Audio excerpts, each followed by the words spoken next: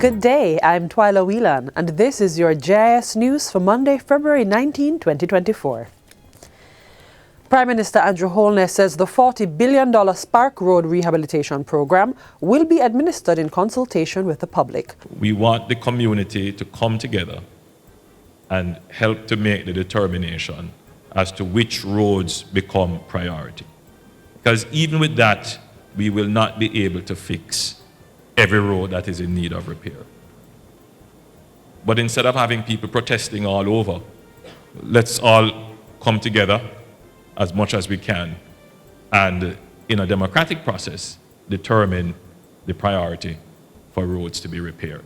Mr. Holness was addressing the 60th annual convention of the Jamaica Dental Association in Trelawney recently. The Prime Minister says the Spark program will focus on secondary roads, main roads, community roads, and some housing scheme roads through a $40 billion program. Now, this $40 billion will improve the driving experience in Jamaica. As I said, it won't fix all the roads, but we are hopeful that we will be able to target all the main critical thoroughfares that will ease the pain points of driving in Jamaica. In the meantime, Prime Minister Andrew Holness says Jamaica is on course to lower its debt to gross domestic product (GDP) ratio to 74% by the end of March 2024. This, the Prime Minister says, is well below the 150% which was recorded pre-COVID-19. Mr. Holness also reiterated the government's commitment to continue the path of fiscal responsibility. We must maintain our strong and well-performing economy. Not go off on reckless spending or, spurious programs that could wreck the economy, but at the same time take the dividends of this improved economic performance to make the lives of Jamaicans much better. Mr. Holness pointed out that there have been 20 consecutive quarters of economic growth prior to the COVID-19 pandemic and 10 consecutive quarters of economic growth since the COVID-19 pandemic and a sustained period of economic expansion. Other high points, the Prime Minister says, include record low unemployment of 4.2% and the creation of 156,000 new jobs. Prime Minister Holness also committed his administration to providing a more skilled labour force for the island's growing economy. In other news, the government has put forward plans to add another 168 megawatts of renewable energy to the national grid.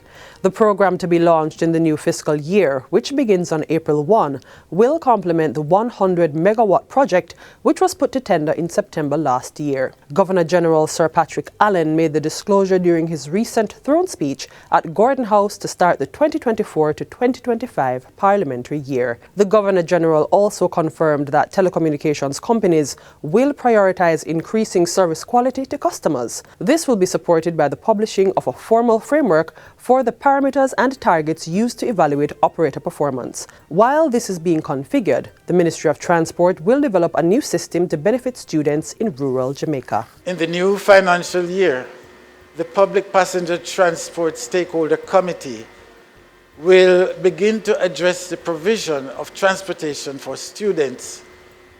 A rural student transportation system will be introduced that will provide a more affordable alternative for the students in rural Jamaica who do not now benefit from the transportation subsidies that is available in the KMTR through the JUTC.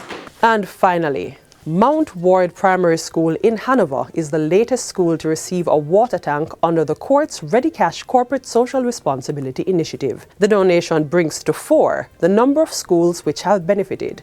At the handover ceremony recently, Senior Education Officer for the region, Mrs. Jacqueline Brown Gardner, said the tank will aid the 152-pupil institution as it generally needs 1,064 gallons per day to serve the students. The minimum water a child uses per day is 2 gallons.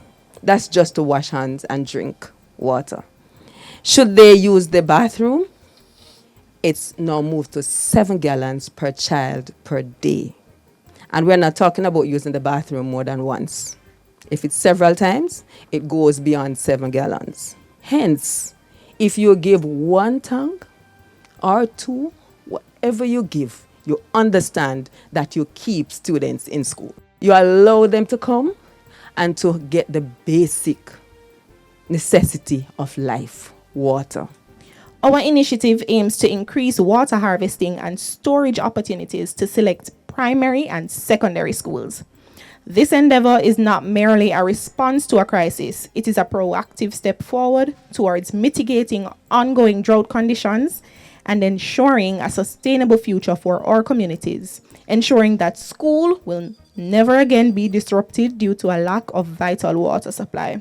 And that's it for JIS News Today. I'm Twyla Whelan. Thanks for watching.